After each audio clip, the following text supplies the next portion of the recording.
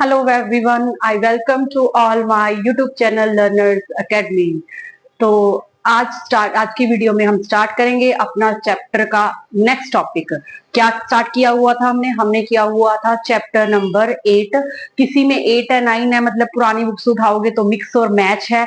तो 8 9 और 10 चैप्टर जब आप रीड करेंगे तो ये थोड़ा सा मिक्स और मैच आएगा। कई किसी बुक्स में क्या नेम से है और किसी बुक्स में क्या नेम से है, बट अगर उसके बीच के टॉपिक्स देखेंगे तो वो एक दूसरे से मिले जुले ही हैं, अलग नहीं है। ठीक है, तो नेक्स्ट जब हम चैप्टर पढ़ेंगे तो सिर्फ चैप्टर का नेम लिखेंगे। काउंटिंग में मैं नहीं बताऊंगी 8 है 9 है या 10 है। ठीक है, तो चैप्टर का नेम है whittle villages and thriving towns. ठीक है, विटल विलेजेस मतलब महत्वपूर्ण जो विलेजेस हैं उनके बारे में बात की है हमने इसमें, और थ्राइविंग टाउन्स जो मतलब संपन्न पूरी तरह से मतलब डेवलप टाउन्स हैं उनके बारे में बात कर रहे थे हम। ठीक है, हमने क्या पढ़ा पिछले चैप्टर्स के साथ या पिछले टॉपिक के साथ कनेक्ट करवाती हूँ मैं पहले आपको। क्या पढ़ रहे हैं हमने अब तक तो हिस्ट्री पढ़ी है, जना पढ़े हैं, जनपदा पढ़े हैं, महाजनपदा पढ़े हैं, मौर्य एम्पायर का डिक्लाइन। ठीक है, डिक्लाइन होने के बाद क्या हो रहा है, जो मौर्य एम्पायर है इतना बड़ा एम्पायर था वो डिसइंटीग्रेट हो रहा है। अब उसमें विलेजेस आ रहे हैं, टाउन्स बन बन के आ रहे हैं, उसमें डेवलपमेंट हो रही है। पॉलिटिकल के साथ साथ हमारा इकोनॉमिकली डेवलपमेंट हो रहा है, सोशली कल्चरल को लेके भी हमारा डेवलपमेंट हो रहा है। ठीक है, और अब इसमें हम यही हमारा ज्यादा मेन इस चैप्टर में क्या है, हमारा सोशल और कल्चर डेवलपमेंट के बारे में बताया गया। पॉलिटिकल इतना नहीं है, मतलब जहां पे हमारा किंगडम जो एम्पायर था वो डिसइंटीग्रेट हो रहा था तो दूसरी तरफ जो हमारी सोसाइटी है, सोसाइटी में भी क्या हो रहे थे, चेंजेस हो रहे थे। ठीक है, सोसाइटी में भी नई नई चीजें आ रही थी। ये याद रखना है, जब भी सोसाइटी में चेंज होगा पॉलिटिकली तो साथ साथ में हम अपने सोशल लाइफ को लेके, कल्चर को लेके, हर एक चीज को लेके डेवलप करते जाएंगे। तो हमने पिछले चैप्टर्स में इनके बारे में डीपली नहीं पढ़ा, बट आने वाले जो 3 चैप्टर्स हैं इसमें हम यही सब कुछ, हमारा कल्चर हो गया, क्राफ्ट हो गया, क्या क्या मतलब जो हमारी डेली रूटीन की चीजें हैं, ठीक है, ट्रेड्स कैसे होता था, ये सब कुछ हम आगे आने वाले चैप्टर्स में और कुछ कुछ इसी चैप्टर में रीड करेंगे। ठीक है, और उनके एविडेंस के बारे में रीड करेंगे, कहां से उनके एविडेंस मिले थे, और साथ में देखेंगे कि ये चीज कौन से राजा जो कौन से भी जैसे किंगडम्स वगैरह हुए ना मौर्य एम्पायर के बाद, किंगडम्स में हमारा मतलब एम्पायर के बाद फिर दोबारा किंगडम में डिसइंटीग्रेट होता गया। ठीक है, मौर्य एम्पायर, तो उस किंगडम के जो छोटे छोटे जो भी राजा हुए थे महत्वपूर्ण, उनके नाम भी हम बीच बीच में पढ़ते जाएंगे। ठीक है, तो आपने ध्यान से देखना है, ध्यान से देखोगे, एक दूसरे के साथ रिलेट करते हो जाओगे तो हिस्ट्री समझ आएगी, नहीं तो आपके ऊपर से निकल जाएगी। ठीक है, तो पहले देखते हैं हमें कल टॉपिक में हमने क्या पढ़ा था। कल हम पढ़ रहे थे अपनी सिटीज के बारे में कि सिटीज कैसे, सिटी ऐसी सिटीज भी होती हैं जिसकी एक से ज्यादा इंपॉर्टेंस भी होती है। ठीक है, क्या पढ़ा था हमने, सिटीज पढ़ी थी, सिटीज विद मैनी फंक्शंस, जिसमें हमने मथुरा के बारे में पढ़ लिया था, मथुरा के बारे में। और आगे मैंने आपको बताया था एक और ऐसी सिटी है मथुरा के अलावा जिसको हम क्या कहते हैं, अरिका मेडू कहते हैं, उसके बारे में भी हम अब इस वीडियो में पढ़ेंगे। ठीक है, तो इस वीडियो में अभी आपको क्या मिलने वाला है, जो मिलने वाला है मथुरा के बारे में हमने 3 चीजें पढ़ी थी, क्यों इंपॉर्टेंस थी। एक तो मथुरा के नाम आते ही हमारे दिमाग में क्या आता है, कृष्ण जी का नाम आता है कि ये कृष्ण जी से रिलेटेड सिटी है। ठीक है, दूसरा क्या है, यहाँ पे बुद्धिस्ट लोग भी बहुत रहते थे। ठीक है, उनका कल्चर वगैरह इंस्क्रिप्शन से हमें पता चलता है। ये 3 चीजें मैंने आपको बता दी थी कि इन चीजों के लिए ये मथुरा इंपॉर्टेंस रखता है। अब आगे पढ़ते हैं कि कौन कौन सी इंस्क्रिप्शन से हमें पता चलता है कि जो मथुरा है इन चीजों के लिए इंपॉर्टेंस रखता था। ठीक है, तो इंस्क्रिप्शन के बारे में बात करेंगे।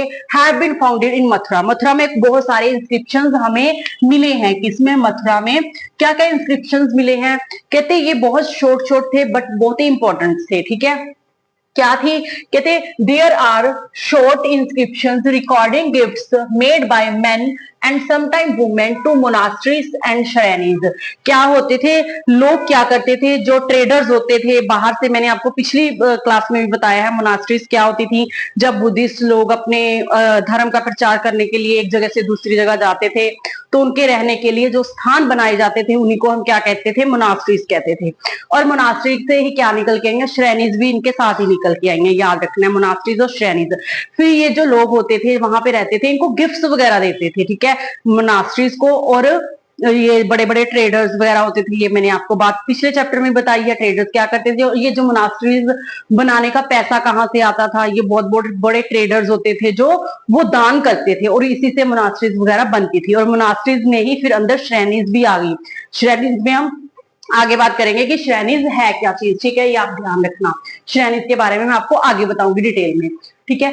For instance inscriptions from Mathura mention goldsmith, blacksmith, weavers, basket maker, garland maker and perfumes give gifts to monasteries and shrenis. ये बात आपको मैंने क्लियर कर दी। क्या करते थे ये लोग, गिफ्ट्स देते थे मोनास्ट्रीज को और श्रेणीज को, ठीक है। कौन कौन से लोग देते थे, ये लोग कौन कौन से, जैसे गोल्ड स्मिथ हो गया, ब्लैक स्मिथ हो गया, वीवर्स हो गया, मतलब डेली बेसिस पे गए और उनको गिफ्ट्स के रूप में दे दिया। आज भी हम क्या करते हैं, हम किसी भी रिलीजन को जब मानते हैं, आपने देखा होगा आपके आसपास बहुत बड़े बड़े व्यापारी होते होंगे या बहुत पैसे वाले लोग होते होंगे, वो क्या करते हैं, मंदिरों में जाते हैं, जिस रिलीजन को मानते हैं उस रिलीजन के नाम पे कुछ ना कुछ दान पुण्य करते हैं, ठीक है, कुछ गिफ्ट्स लेके जाते हैं, ठीक है। कोई फेस्टिवल होता है तो मिठाई वगैरह का गिफ्ट लेके आते हैं, या फिर अपने गुरु के लिए कुछ भी, कोई कपड़ा ले गए, कोई है ना, कोई पंखे मंदिर में दे दिए दान में, चेयर्स दे दी। आजकल ऐसे होते थे, पहले क्या होते थे, ये लोग ये कुछ सब कुछ देते थे। गोल्ड स्मिथ होगा तो गोल्ड का सामान देगा, ब्लैक स्मिथ होगा तो आयरन का सामान देगा, ठीक है। अब अगर मैं इनमें से सबकी बात करूं तो इनमें से आप लोग में से कोई मुझे बता सकता है कि ये जो सारे, ठीक है, ये जो सारे क्राफ्ट, ये जो है क्राफ्टमैन है, पर्सन है, इसमें से कौन से जो हमारे पिछले जो टाइम में हम पढ़ के आए उसमें नहीं थे, नहीं मिलते थे, मतलब कौन सा जो मेन ऑक्यूपेशन है जो बाद में निकल के आया। तो आपका आंसर क्या होगा मैम, ब्लैक स्मिथ। कईयों का आंसर होने वाला था परफ्यूम्स, बट नहीं, पहले समय में भी परफ्यूम्स बनते थे। हम समय इतने पुराने समय की बात भी नहीं कर रहे, हम कहाँ पे चल रहे हैं, हम 200 ईयर्स की बात कर रहे हैं अभी, जिसकी हम बात कर रहे हैं, ठीक है। तो आपने ध्यान रख के चलना है। जैसे मैंने आपको मैप में एक और चीज बताई थी, एक साइड हम नॉर्थ की बात कर रहे हैं, दूसरी हम साइड साउथ की बात कर रहे हैं। नॉर्थ साइड में अलग तरह का कल्चर डेवलप हो रहा था और साउथ साइड में अलग साइड का, ठीक है। तो ये सब कुछ है, और नॉर्थ साइड में कोई और किंग राज कर रहा था, साउथ साइड में कोई और किंग राज कर रहा था। तो आपने कंफ्यूज नहीं होना चीजों को लेके, साथ में आपने ये भी ध्यान रखना है कि आप नॉर्थ की बात कर रहे हो या साउथ की बात कर रहे हो। जब आपने ये चीजें समझ ली तो हिस्ट्री आपको ऐसे ऐसे आपकी टिप्स पे हो जाएगी, ठीक है। तो आगे बात करते हैं अब हम क्राफ्ट और क्राफ्ट पर्सन की, ठीक है। जब हम सोसाइटी डेवलप हो रही है हमारी, हम सोशली डेवलप कर रहे हैं, तो नेचुरल सी बात है कि हमारे पास क्राफ्ट भी होगा और क्राफ्ट पर्सन भी होंगे। तो इनके बारे में भी हमें कैसे पता चलता है, हमें इनकी पोट्री के बारे में, एक्सट्रीमली फाइन पोट्री, ठीक है। पोट्री मतलब मटके वगैरह बनाने या कुछ मिट्टी का काम, ऐसे गुम्हार वगैरह जो बनाते हैं उसको बोलते हैं पोट्री, ठीक है। पोट्री के बारे में पता चलता है, कौन सी पोट्री के बारे में चलता है, नॉर्थ ब्लैक पॉलिश वेयर, ठीक है। आपने पहले भी पढ़ा था ना, हमारे इंडस वैली सिविलाइजेशन में भी हमें नीचे से जब हमने खुदाई की तो हमें मटके वगैरह मिले, तो वहां पे कौन से थे, रेड कलर के और ब्लैक कलर की वेयर के मिले थे। बट अगर हम बात करें हमारे इस टाइम पीरियड की, जिसमें हम बात कर रहे हैं नॉर्थ ब्लैक पॉलिश्ड वेयर की, नॉर्थ मतलब ये भी नॉर्थ साइड से ही मिली थी, बट ये कैसी थी, ब्लैक पॉलिश वेयर थी, ठीक है। It is generally found in the north part of सब कॉन्टिनेंट, नॉर्थ के सब कॉन्टिनेंट्स में ये पाई जाती थी। The archaeological evidence from many craft may not have survived, ज्यादातर जो क्राफ्ट है हमारा सर्वाइव नहीं कर पाया, मतलब क्या हुआ, नष्ट हो गया, क्योंकि ये मिट्टी के बने होते थे तो नष्ट हो जाते थे, है ना। आयरन वगैरह के होते तो शायद हमें आज भी मिलते, क्योंकि इनको अगर नीचे भी दफना दिया जाए तो हम काफी साल बाद वगैरह भी बाद में भी हमें मिलेंगे तो हमें एज इट इज मिल जाएंगे, सिर्फ उनपे जंग वगैरह लगा होगा, ठीक है। बट मिट्टी के होंगे तो पता नहीं, ऊपर के ऊपर ऊपर के ऊपर मतलब टूट जाएंगे, है ना। तो इसीलिए ज्यादातर एविडेंस हमें नहीं मिले क्राफ्ट के, ठीक है। बट हमारे जो टेक्सेस है वो हमें एक और बात बताती है, क्या बताती हैं, हमारे टेक्सेस से हमें पता चलता है कि उस टाइम क्लोथ्स भी होते थे, है ना। क्लोथ्स की वीविंग भी होती थी और स्पिनिंग भी होती थी, और साथ में क्लोथ्स को डाइंग करने का काम भी किया जाता था, ठीक है। ये एविडेंस भी हमें मिले हैं, ठीक है। कहां से, मथुरा से, ये सारे मथुरा के एविडेंस है, याद रखना है। मथुरा कौन सी साइड है, नॉर्थ साइड, तो हम नॉर्थ साइड की बात कर रहे हैं। जब हम अरिकामेडू की बात करेंगे तो अरिकामेडू कहाँ है, हमारे साउथ वाली साइड में नीचे, जहां पे चोला चेरा और पल्लवाज और पांड्याज ने राज किया था। ठीक है, साउथ साइड में जब मौर्य एम्पायर था, मौर्य एम्पायर बहुत बड़ा था, बट उसका जो नीचे वाला इतना वाला हिस्सा है ना, यहाँ पे मौर्य एम्पायर नहीं आया था। यहाँ पे 3 वो राजा राज करते थे। कौन कौन सी डायनेस्टी थी? ये चोला, चेरा और पांड्या। ठीक है, ये सब यहाँ पे थे साउथ साइड में, और ये अब भी हैं। ठीक है, अब भी मतलब उस इस टाइम पे भी हैं, और मौर्य टाइम पे भी, टाइम पीरियड में भी थे, और इस टाइम पीरियड में भी है जिस टाइम पीरियड की अभी हम नॉर्थ वाली साइड बात कर रहे हैं। ठीक है, तो Taxes tells us that manufacturing of the clothes was important. Clothes की manufacturing भी उस टाइम पे बहुत important थी. There were famous centers such as Varanasi in north and Madurai in south. अब clothes के famous center कौन से हैं? वाराणसी कौन सी साइड है हमारी? नॉर्थ साइड, और मदुराई कहाँ है हमारी? नीचे साउथ वाली साइड। ये जो थे सेंटर थे, सबसे इंपॉर्टेंट सेंटर थे क्लोथ्स के लिए इस टाइम पीरियड में। Both men and women worked in these centres. ठीक है, अब मैं आपको 2 चीजें पढ़ के बता रही हूँ। देखो, आप अपनी जैसे ही बुक खोलोगे तो सबसे पहले तो हमने बात की यहाँ पे किसकी? NBPW की। NPBW मतलब नॉर्थ ब्लैक पॉलिश्ड वेयर। ठीक है, और ये बर्तन कैसे होते थे, इसका ये बॉक्स बना हुआ है आपकी एनसीईआरटी की बुक में। ठीक है, आपने इसको अच्छे से पढ़ लेना है, फिर भी मैं आपको एक बार पढ़ देती हूँ। क्या है, क्या थी ये? is a hard wheel made metallic looking ware with a shiny black surface। क्या होता था? एक ब्लैक कलर का इतना सा व्हील की तरह बना हुआ एक मेटालिक लुकिंग, मेटालिक मतलब होता नहीं था, ठीक है, आयरन का होता नहीं था, बट ब्लैक कलर के होने की वजह से हमें ये ऐसे लिखता था जैसे किसी मेटल का बना होता है। मेटालिक लुकिंग मीन्स की मेटल का बना हुआ, और ये बहुत ज्यादा इसका सरफेस जो होता था बहुत शाइनी होता था। The potter used to expose the earthenware to very high temperature in his kiln which resulted in blackening of its outer surface. ठीक है, ये कैसे बनते थे, क्या करते थे? कुम्हार इसको बनाते थे, मिट्टी का बना दिया बर्तन, फिर उसको अर्थवेयर में मतलब एक गड्ढा खोद लिया, ठीक है, भट्टा जैसे बोलते हैं ना, भट्टे बनते हैं, भट्टे के बीच में आग लगा देती है और उसके बीच में बर्तन को फिर पकाते हैं। जब वो उसको पकाते थे तो उसके आसपास से नेचुरल सी बात है, आग से क्या हो जाएगा? ब्लैक कलर का हो जाएगा, इसीलिए ब्लैक कहा जाता है इसको। ठीक है, तो वो ब्लैक हो जाता था और बाद में उसको पॉलिश कर दिया जाता था एज इट इज अच्छे तरीके से।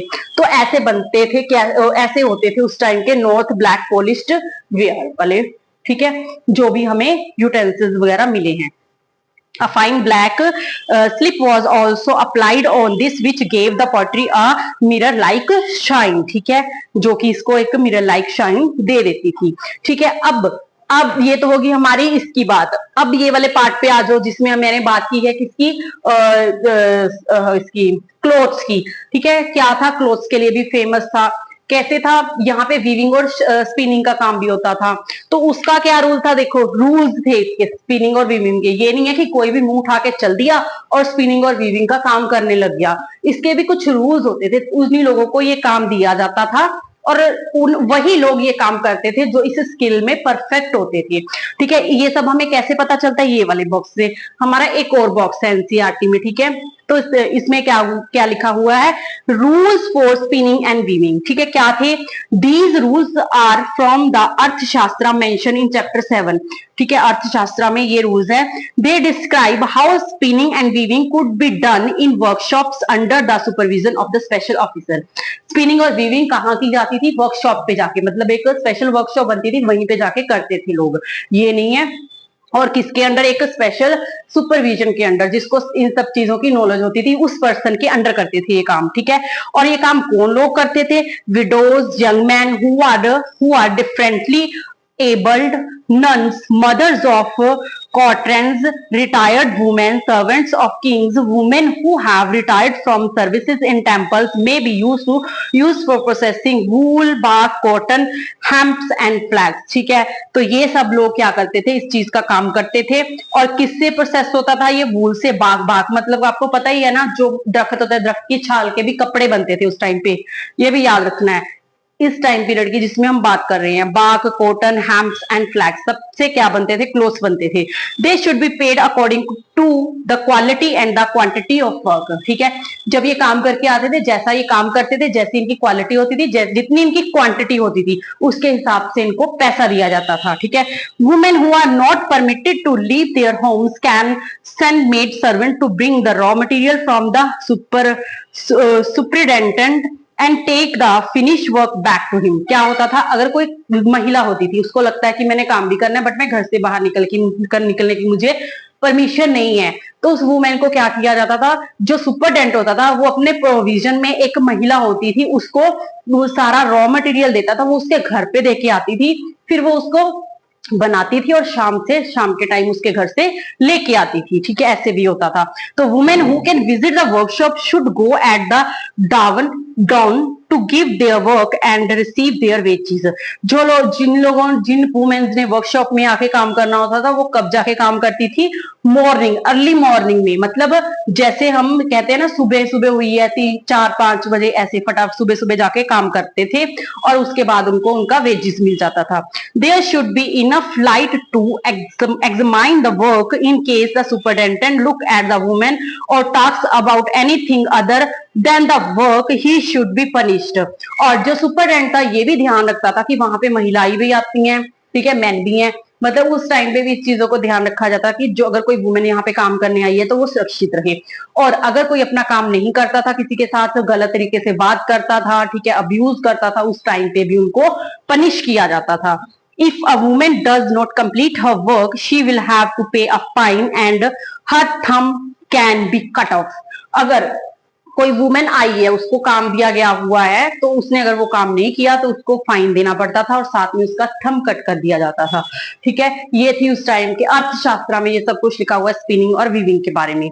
ठीक है, ये बात होगी हमारी इस पार्ट की। ठीक है, अब मैंने आपको बताया था, मैं आपको बताऊंगी किस चीज के बारे में, मोनेस्ट्रीज के बारे में तो पिछले चैप्टर में हम पढ़ चुके हैं। अब हम बात करते हैं श्रेणीज के बारे में। श्रेणीज क्या होती थी, कहते श्रेणीज क्या होती थी, जो क्राफ्ट मैन होते थे और जो ट्रेडर्स होते थे, उनका एक ग्रुप होता था। ठीक है, उसी को हम श्रेणीज बोलते थे। ठीक है, मर्चेंट्स का ग्रुप। श्रेणीज क्या होती थी, association of craft person and merchants. जो व्यापारी होते थे और जो क्राफ्ट पर्सन होते थे, उनका एक ग्रुप होता था। ठीक है, these श्रेणीज of craft person provide training, pursuits raw material and distribute the finished product। और इनका क्या काम होता था, ठीक है, जो श्रेणीज में जो क्राफ्ट पर्सन होते थे, देखो दोनों का अलग अलग काम होगा, क्राफ्ट पर्सन का अलग। देखो पहले तो हमने पढ़ लिया श्रेणीज क्या है, shrenis group of craft person and merchants. इनका ग्रुप होता था, मतलब जो सबसे आगे, जैसे सुपरिटेंडेंट हो गए, ये सब हो गए, जो आगे आगे वाले पर्सन होते थे, ठीक है, उनकी एसोसिएशन थी, ग्रुप था, उसी को श्रेणीज कहते थे उस टाइम पे। ठीक है, तो वो क्या करते थे, अब इसमें क्राफ्ट पर्सन जो थे उनका अलग काम होगा और जो मर्चेंट्स होंगे उनका अलग काम होगा। सबसे पहले हम बात करेंगे मर्चेंट के काम की। मर्चेंट्स का क्या काम होता था, ये क्राफ्टमैन क्या करते थे, ट्रेनिंग प्रोवाइड कराते थे जिनको काम करना होता था। सपोज क्लोथ्स की बात कर लेते हैं, इनको ट्रेनिंग देते थे, रॉ मटेरियल डिस्ट्रीब्यूट करते थे और फिर जब इनका काम फिनिश हो जाता था तो वहां से जो भी प्रोडक्ट बनता था उसको लेके आते थे और आगे व्यापारियों को दे देते थे। ठीक है, द श्रेणीज ऑफ मर्चेंट्स। अब मर्चेंट्स का क्या काम होता था, ऑर्डिनाइज मैंने गलत लिखा है यहाँ पे,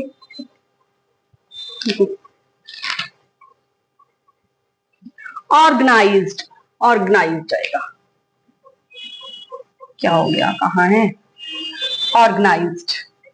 organized trade and also served as bank where rich men and women deposit money. ठीक है, और इनका क्या काम होता था, ये मर्चेंट्स क्या करते थे, ऑर्गेनाइज करते थे, क्या ऑर्गेनाइज करते थे, ऑर्गेनाइज ट्रेड मतलब व्यापार को ऑर्गेनाइज करते थे बड़े बड़े लेवल पे। ठीक है, and also served as bank. और जो ये क्राफ्ट पर्सन होते थे या इन्हीं के पास श्रेणी के अंडर जो पर्सन मैन और वुमेन होते थे, उन्हीं के लिए एज अ बैंक काम करते थे। जो रिच मैन और वुमेन होती थी, ये इनको ना वो मर्चेंट्स को वो दे देती थी मनी, मतलब इन्होंने इतना कमाया और इतने में से इतना इसमें इन्होंने सेव करना है, तो वो उनको दे देते थे कि हम आपसे बाद में ले लेंगे। तो मतलब एज अ बैंक का भी काम हो गया। आज हम क्या करते हैं, आज हमने सेविंग करनी होती है, हम बैंक्स में जाते हैं, हमारी जितनी सैलरी है उसमें से कुछ को अमाउंट हम आए मंथ सेव करते हैं, उसके बदले में हमें क्या मिलता है, इंटरेस्ट मिलता है। जो हमें इंटरेस्ट, अब यहाँ पे इनको जो इन्वेस्टमेंट करते थे मनी में, उसका जो उनको इंटरेस्ट मिलता था उसका ये क्या करते थे, ये लोग जो रिच मैन और वुमेन ही होंगे ना जो बैंक्स में रखेंगे, ठीक है, मतलब नॉर्मल नॉर्मल पर्सन और वो तो नहीं होंगे, ठीक है, ये थे जो रिच मैन और वुमेन होते थे, ये जो मर्चेंट्स थे उनके पास अपना पैसा रखते थे, इन्वेस्ट करते थे, और इन्वेस्ट के बाद उनके पास जो उनका इंटरेस्ट आता था, और जो इंटरेस्ट आया उस इंटरेस्ट को वो मोनेस्ट्रीज को और श्रेणीज को दान दे देते थे, ठीक है, मोनेस्ट्रीज को मतलब कोई भी रिलीजियस इंस्टीट्यूशन को दान दे दिया कि ये वाला हमारा पैसा दान में जाएगा, ठीक है। तो श्रेणीज एज अ बैंक भी काम करती थी, ये भी याद रखना है, ठीक है। श्रेणीज में दो पर्सन होते थे, क्राफ्ट पर्सन और मर्चेंट्स। जो मर्चेंट्स होते थे श्रेणीज में, वो श्रेणीज में एज अ बैंक का काम करते थे। Money was invested and part of the investment was return और used to support religious institution such as monasteries, ठीक है, यही मोनास्ट्रीज को दान कर देते थे, ठीक है।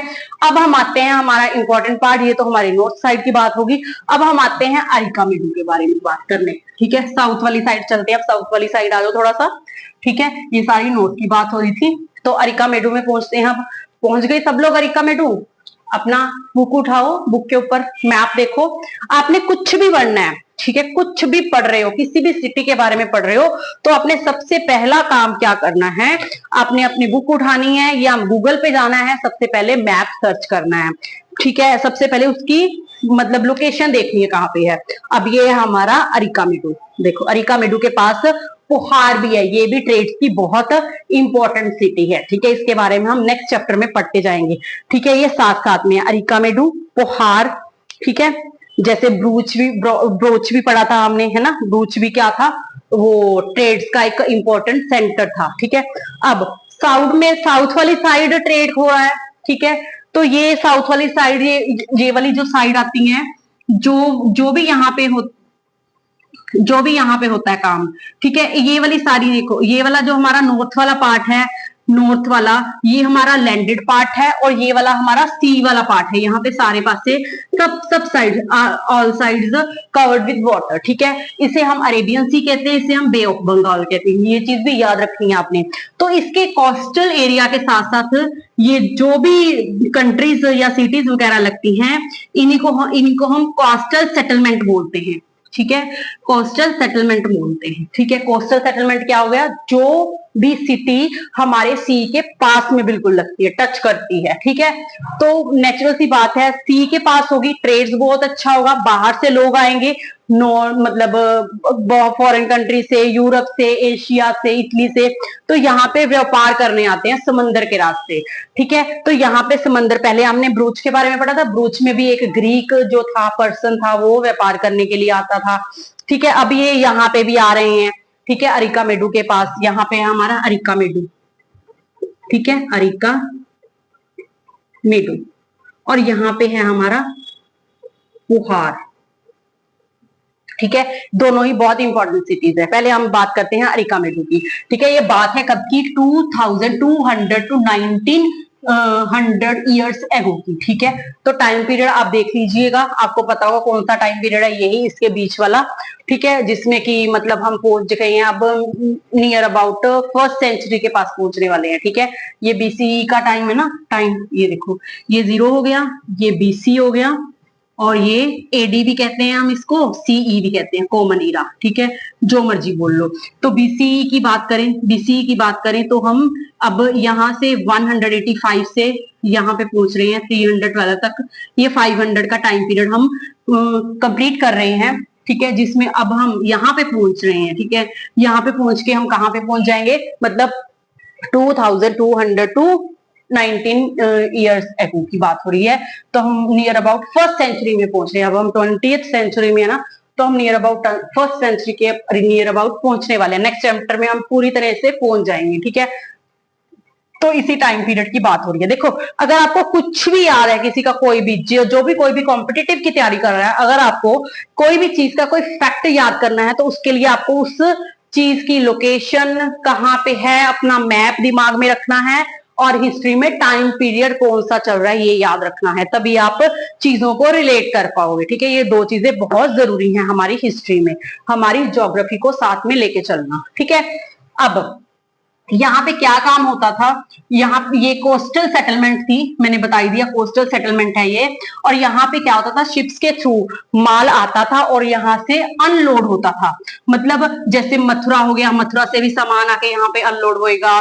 ठीक है, म्यांमार से भी आके यहाँ पे सामान अनलोड होएगा, और यहाँ से शिप से फिर ये आगे फॉरेन कंट्रीज में जाएगा, जहां पे भी जाएगा बाहर वाली कंट्रीज में जाएगा। ठीक है, फॉरेन कंट्रीज में, जैसे यूरोप हो गया, एशिया यूरोप हो गया सॉरी, और हमारा ये हो गया रोमन हो गया, सब जगह जाएगा। ठीक है, तो मतलब उस समय व्यापार होता था सी के थ्रू। ठीक है, शिप्स के थ्रू। तो ships unload goods from distant lands, अलग अलग लैंड से, मतलब यहाँ इंडिया के भी अलग अलग, इस नॉर्थ वाली साइड से भी आएगा, जो भी पोर्ट्री होगी, सब जगह से, जो भी जहां जिस चीज की फेमस जगह होगी यहीं पे आके रुकेगी ये, और यहीं पे ही आगे बाहर वाले देशों में जाएगी। ठीक है, क्योंकि ये तो सारा लैंड वाला पार्ट है, यहाँ से व्यापार करना थोड़ा सा मुश्किल होएगा और यहाँ से इजीली चला जाएगा। ठीक है, इसीलिए।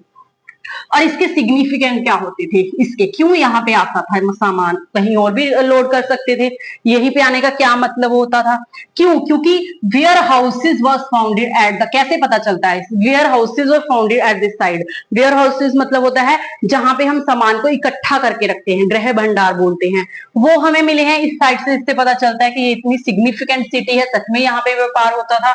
और other find include pottery from the Mediterranean region such as amphorae and stamped red glazed pottery known as Arretine pottery. ठीक है, अब देखो यहाँ पे दो टाइप की पोएट्री, समझ नहीं आएगा, मेरी बात सुनो। ठीक है, अब आपको पता है कि हमारा जो हमारा कौन सा मेडिटेरियन सी है वो कहाँ है, इस साइड है, हमारा यूरोप के ऊपर वाली साइड, यहीं पे आसपास है। ठीक है, मैप पे देख लेना एक बार, जो हमारा मेडिटेरियन सी है यहीं पे क्या होता था, यहाँ पे हमें, ठीक है, इसी रिलीजन से यहाँ पे हमें मिले हैं कौन कौन सी पोएट्री मिली है, अम्फोरला और एराटाइन पोएट्री। ठीक है, साथ में पिक्चर्स में शो हो रहा है, जो ऊपर वाली है जिसमें जार है दोनों साइड से पकड़ने वाला जार। ठीक है, वो तो हमारी कौन सी है पोएट्री, वो है हमारी अम्फोरल। ठीक है, एम्फोरल पोएट्री है। ठीक है, जो कि हमारी वो यूरोप वाली साइड से आई है। नेचुरल सी बात है, यहाँ पे लोग आते होंगे ट्रेड्स वगैरह करने, अपने साथ लाते होंगे चीजों को और फिर यहीं पे छोड़ जाते होंगे। इससे पता चलता है कि हमारा जो फॉरेन कंट्री के साथ व्यापार होता था।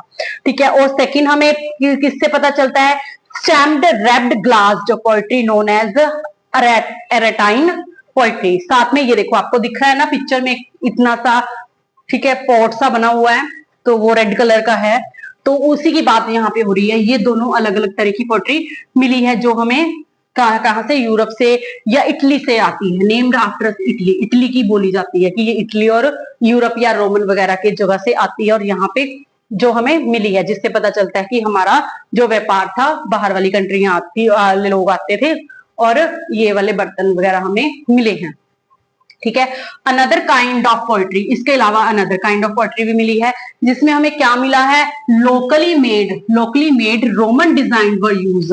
ठीक है, रोमन लैंप्स मिले हैं, ग्लास वेयर मिले हैं और जेम्स मिले हैं। ठीक है, रोमन लैंप्स मिले हैं, ग्लास वेयर मिले हैं और जेम्स मिले हैं, जिससे पता चलता है कि यहाँ पे लोग आते थे। और स्मॉल टैंक्स भी मिले हैं, स्मॉल टैंक्स जिसमें क्या होता था, डाइंग वैक्स होते थे, जिसमें कि क्लोथ्स को डाई करने का काम किया जाता था। ठीक है, ये सारे एविडेंस है। There were plenty of evidence for making of beads for semi precious stones and glass. और क्या मिले हैं हमें, ऐसे स्टोन्स वगैरह मिले हैं जिससे हमें पता चलता है कि यहाँ पे बीड्स वगैरह बनती थी, मेकिंग बीड्स का काम होता था किससे, सेमी प्रीशियस स्टोन से और ग्लास से। ठीक है, मतलब गहने वगैरह बनने का काम भी होता था हमारे यहाँ। तो ये सारे एविडेंस हैं, इससे पता चलता है, इन सब चीजों से पता चलता है कि relation with foreign countries trade, कि हमारा जो फॉरेन कंट्री के साथ ट्रेड का रिलेशन था किस टाइम पीरियड में, इस टाइम पीरियड में। ठीक है, ठीक है। अब आई होप आपको चीजें समझ आ गई होंगी। अगर नहीं समझ आई तो वीडियो को पॉज करके दोबारा से देख लीजिएगा। अगर फिर भी कोई डाउट हो then feel free to comment in comment section. ठीक है।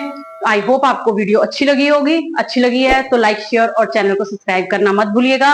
नेक्स्ट चैप्टर के साथ नेक्स्ट वीडियो में मिलेंगे। तब तक के लिए bye bye. Have a nice day. Take care.